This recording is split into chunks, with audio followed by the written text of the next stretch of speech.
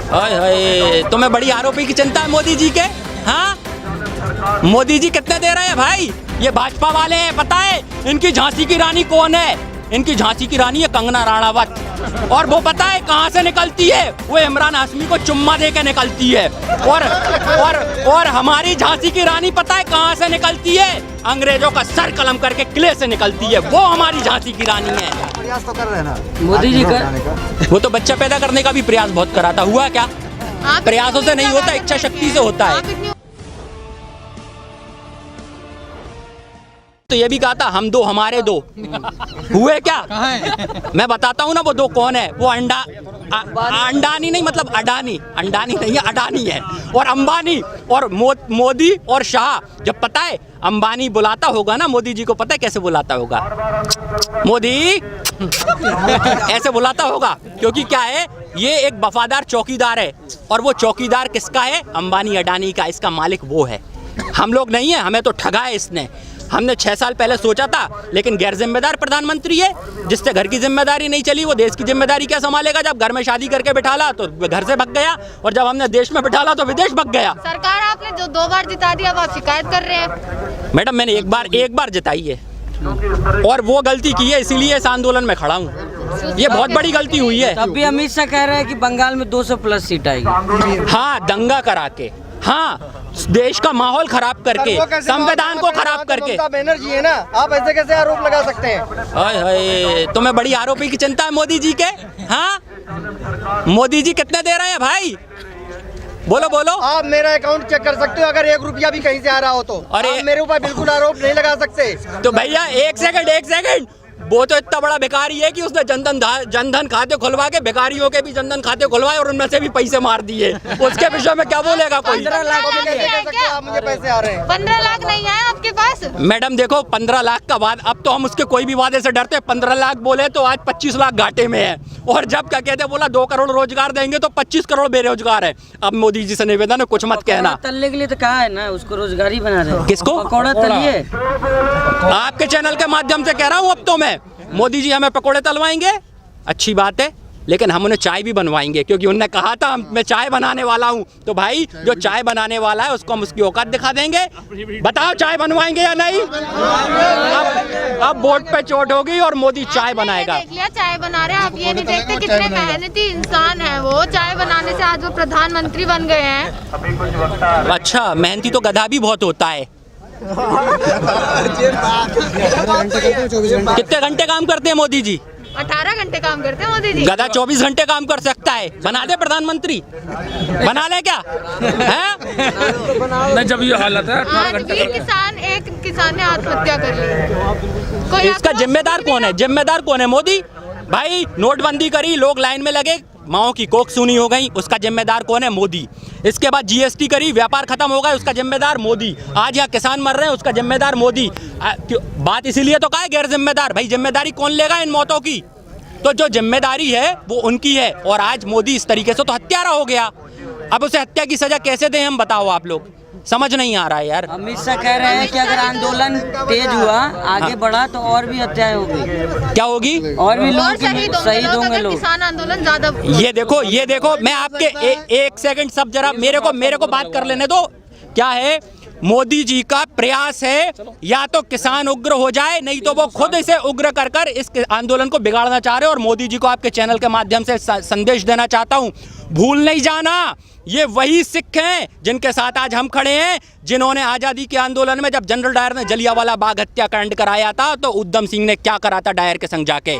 तो कहीं ऐसा ना हो मोदी जी कि वही चीज आपके साथ हो जाए। मोदी जी और प्रधानमंत्री की विदेश में जो है वो डंका बज रहा है और आप आलोचना कर रहे हैं। यार मैं आप फिर कहना चाह रहा हूँ, एक बार मोदी जी को मेरे साथ डिबेट करवा दो, मैं अपना सर कटा दूंगा अगर वो प्रधानमंत्री और जीत जाए तो। और मैं एक आम नागरिक हूँ, अपनी गर्दन कटा दूंगा अगर मोदी मुझसे बहस में जीत जाए। और नहीं तो मोदी अपनी उंगली कटा दे, पर ये उंगली भी नहीं कटाएंगे, आरएसएस वाले हैं, ये भाजपा वाले हैं। पता है इनकी झांसी की रानी कौन है? इनकी झांसी की रानी है कंगना राणावत। और वो पता है कहाँ से निकलती है? वो इमरान हाशमी को चुम्मा दे के निकलती है। और हमारी झांसी की रानी पता है कहाँ से निकलती है? अंग्रेजों का सर कलम करके किले से निकलती है। वो हमारी झांसी की रानी है। क्या कहूँ इन गद्दारों के बारे में मैं? आरएसएस, अरे आरएसएस का सुन लो यार, पहले आरएसएस का सुन लो। आरएसएस अंग्रेजों का चाटुकार संगठन रहा है। आरएसएस राज्य सुरक्षा समिति रही है। हाफ निकर वाले जिनने समलैंगिक विवाह कानून को पास कर दिया, 370 को लीगल कर दिया। पहनने लगे अब तो। हाँ, वो चैन भी लगी होगी उसमें कहीं ना कहीं, उसमें कहीं ना कहीं चैन भी लगी होगी। तो हुआ है ना। हाँ तो चैन का कैसे होगा विकास यार, जब आदमी आदमी से शादी कर लेगा? समझो ना, समलैंगिक विवाह क्यों स्टार्ट करवाया उनने? अरे रुक जा यार, पहले आरएसएस का बता देने दो यार, फिर आपकी बात सुन लूंगा मैं। आरएसएस राज्य सुरक्षा समिति हुआ करती थी आजादी से पहले, जिनने क्रांतिकारियों को पकड़वाने का काम करा था। और आज हमारा एक एक, आप बताइए अल्फ्रेड पार्क में पंडित चंद्रशेखर आजाद की मुखबिरी किसने की? हाफ निकर वालों ने। ये हाफ निकर वाले जो नीचे खाकी चड्डा पहनते थे ना, ऊपर भी खाकी पहन लेते तो पूरी पुलिस हो जाती। इनको हाफ दिया था जिससे आधी पुलिस का काम करे। और ये स्लीपर सेल थी अंग्रेजों की, जो इससे पहले राज्य सुरक्षा समिति थी। इसका उदाहरण आप जाइए थाने में लेकर आइए, नगर सुरक्षा समिति बनी हुई, नगर सुरक्षा समिति बनी हुई है, नगर सुरक्षा समिति बनी हुई है, जो आज पुलिस का काम करती है, पुलिस का साथ देती है, जैसे ये अंग्रेजों का साथ देते थे। और आजादी के बाद पता है, ये राष्ट्रीय स्वयंसेवक संघ नहीं है, ये राष्ट्रीय शोषण संघ है। क्या है? राष्ट्रीय शोषण संघ, जिसने सबसे बड़े अपने आप को देशभक्त कहते हैं, हिंदूवादी भी कहते हैं ना। हाँ। है क्या? पाखंडी है। हिंदू कौन होता है पता है? जो त्याग और धर्म करना जाने, जो सेवा करना जाने, वो हिंदू है। हम वामपंथी हिंदू हैं, कम्युनिस्ट हिंदू हैं। भगत सिंह मंचों से कह रहे हैं कि राम मंदिर उन लोगों ने बनवाया, आप कह रहे हो हिंदूवादी नहीं है। आपको पता है सुप्रीम कोर्ट पे दबाव डाल के ये राम मंदिर बनाए, और इस राम मंदिर पे आज राम मंदिर पे घर घर जाके चंदा ले रहे हैं। क्यों ले रहे हैं पता है? कल को जब इन पे जांच बैठेगी ना राम मंदिर के नाम पे, तो इनने सबकी रसीदें काट रखी हैं और ये कहेंगे कि इसमें सबका योगदान था। ये इनकी बड़ी रणनीति है, जिसमें ये सभी को इन्वॉल्व करना चाह रहे हैं कि सब चाहते थे राम मंदिर बनवाना। जबकि ये मुझे बताइए, ना तो राम मंदिर से पेट भर रहा, ना धारा 370 हटने से पेट भरा। आपके जीवन में कोई परिवर्तन आया क्या इन धाराओं के हटने से? आपको रोजगार मिला, आपकी तनख्वाहें बढ़ी, आपकी आर्थिक स्थिति सुधरी क्या? प्रयास तो कर रहे हैं ना मोदी जी का। वो तो बच्चा पैदा करने का भी प्रयास बहुत करा था, हुआ क्या? प्रयासों से नहीं होता, इच्छा शक्ति से होता है। आप इतनी उम्मीद लगाकर बैठे हैं किसान बिल वापस। आप ये देखिए 370 की बात हो, नागरिकता बिल की बात हो। भाइयों और बहनों, उन्होंने ये कहा था हमें कश्मीरी लड़कियों से विवाह करने मिलेगा, इसलिए कई लोगों ने उन्हें समर्थन दे दिया होगा, और वो आरएसएस और भाजपा ही होंगे। बाकी तो कश्मीरी पंडितों को बसा के बताए ना उसमें। आज जमीन ले सकते हैं ना, आज कहाँ ले सकते हैं? आप लेके बताओ, मुझे दिलवा दो। चलो यार, मैं तो पंडित हूँ, मैं भी पंडित हूँ, मुझे दिलवा दे। पाखंड की दुकानें चलाने वाले अपने आप को बंद करें ये काम। मोदी जी ने जो हिंदू धर्म को धंधा बना दिया है ना, हम ब्राह्मण लोग चंद पैसे मिलते थे, दान पुण्य के पैसे से अपना पेट भरते थे। धर्म हमारे लिए एकमात्र लोगों का, उनको समझाकर, उनकी भावनाओं को समझाकर, उनको एक पता, अब क्या इसको थोड़ा सा क्लियर कर दूं, जो मानसिक रूप से डिप्रेस होते थे ना, वो लोग मंदिर आते थे, हम उनका इलाज करते थे, तब हमें 2 पैसे मिलते थे। आज इनने उसको धंधा बना दिया, पूरे देश को धर्म के नाम पर खड़ा कर दिया। उन्होंने कहा यार ये पंडितों का अच्छा धंधा है, साला इसके नाम पे पार्टी चला दो। तो ये व्यापार जनता पार्टी है, बीजेपी नहीं है। किसानों की बात करते हैं, कर लो ना, तो हम कब मना कर रहे हैं? 370 भी जब लगाई गई, नागरिकता बिल आया, कोई भी कानून सरकार ने वापस नहीं लिया। यहाँ की उम्मीद लगा के बैठे हो आप, जब सरकार साफ मना कर चुकी है हम बिल वापस नहीं लेंगे। अहंकारी का अहंकार कभी नहीं, अहंकारी का अहंकार हमेशा टूटा है। रावण ने भी काल को पैर से बांध लिया था, काल को अपने पटे से बांध लिया था। लोग सोचते थे रावण विश्व विजयी है और इसे कोई नहीं हरा सकता। इस बार इनका सामना धरती पुत्र से हुआ है। मोदी जी अहंकारी का है ना, और क्या? कानून वापस न लेना ये अहंकार नहीं है तो क्या है? इससे बड़ा अहंकार क्या होता है उसका? उससे बड़ा अरे देखो यार, देखो अहंकार है, और रावण का अहंकार नहीं टिका तो इनका कैसे टिकेगा? मोदी का अहंकार। और हर अहंकारी का अंत निश्चित होता है। पूछ लो जो पूछना है खुल के। किसानों के लिए अच्छा है तो इसे वापस क्यों लिए? किसके लिए? किसानों के लिए। मोदी जी किसान है क्या? मोदी जी किसान रहे हैं क्या? चाय बेचने को क्या पता है, चाय बेचने वाले को? अरे एक सेकंड, वो किसान बने होंगे बीजेपी में आने के बाद, जमीनें हड़पने के बाद। पहले से किसान नहीं है, सब जानते हैं।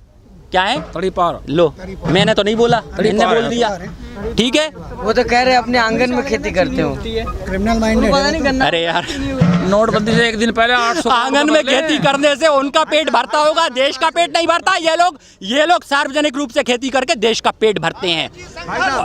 हम तुम्हारे साथ हैं। आप टावर तोड़ रहे हैं, आप पतंजलि का बहिष्कार कर रहे हैं। अरे भाई कर दो वो। हाँ, मैं तो यार भूल गया, मैं तो इस आंदोलन में आया था। उनको वो अन्ना और रामदेव को ढूंढता हुआ, वो बाबा भी नहीं मिल रहा। एक आध लंगर ही चला देता यार, इतना हमने उसे कमाया है स्वदेशी के नाम पे। मोदी कोरोना कोरोना की दवा बना रहे हैं, वो बिजी है ना। फिर मास्क लगा के क्यों घूम रहे हैं इतने लोग? मास्क लगा के तो घूम रहे हैं। ये मैडम मास्क लगाए हैं, देखो देखो, देखो। नहीं, मैडम ने नहीं कौन क्या? लगा रखा मास्क? ये कहाँ लगा रखा? बाबा रामदेव की दवा आप खाती हो? सांस नहीं ले रही क्या? पर बनाई तो है। पता है बाबा रामदेव का एक व्यक्ति शिलाजीत खा के अकड़ गया। अब बताओ किस पर भरोसा करे? कोरोना की दवा किसने बनाई?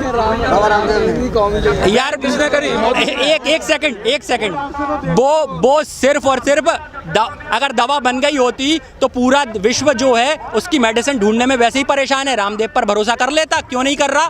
देखो यार, व्यापारी का कोई धर्म नहीं होता, कोई मजहब नहीं होता, व्यापारी सिर्फ पैसा कमाना जानता है। और ये लोग सिर्फ व्यापारी का है, वो तो स्वदेशी चीजें बनाते हैं ना, स्वदेश को बढ़ावा। वो तो मोदी जी भी कहते हैं स्वदेशी मेक इन इंडिया, पर सारी चीजें विदेशी उपयोग करते हैं।